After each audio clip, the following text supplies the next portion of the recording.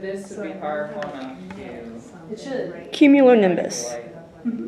My stepdad used to take us storm chasing. He'd watch the Weather Channel like other men watched baseball.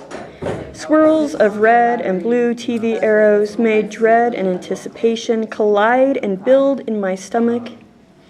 At 8, everything scared me, but I wanted the thrill. I love it.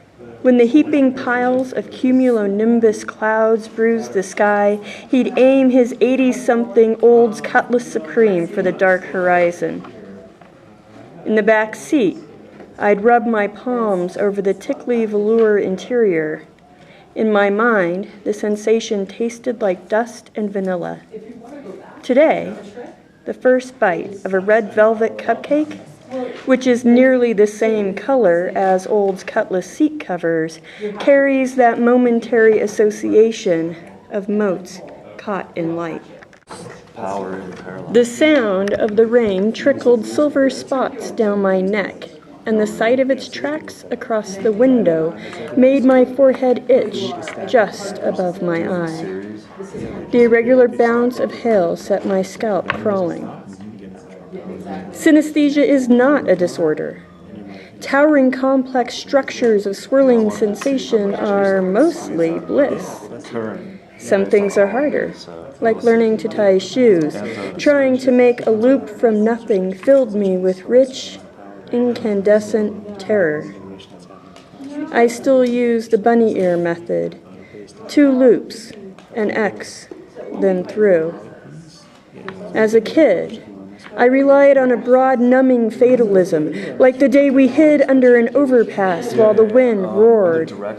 We weren't the only ones. There must have been 15 or 20 people under there, pressing themselves flat.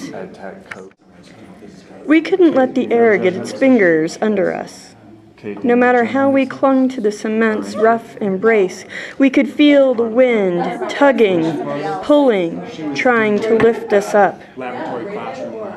Practicing safety, we practiced for death. We lay still and prayed for nothing to happen.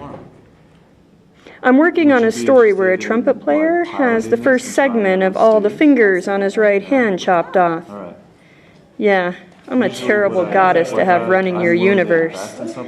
My uncle talked about phantom sensation after he lost his leg in a motorcycle accident, but that's probably no excuse.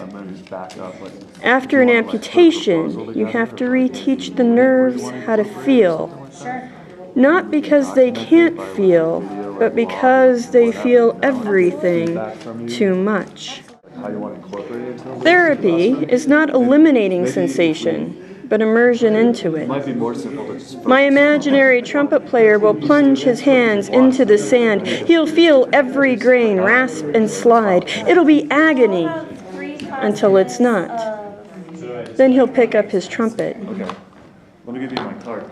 The storm only turned on us that one time, enough to teach me that possible pain and imminent danger are not the same thing.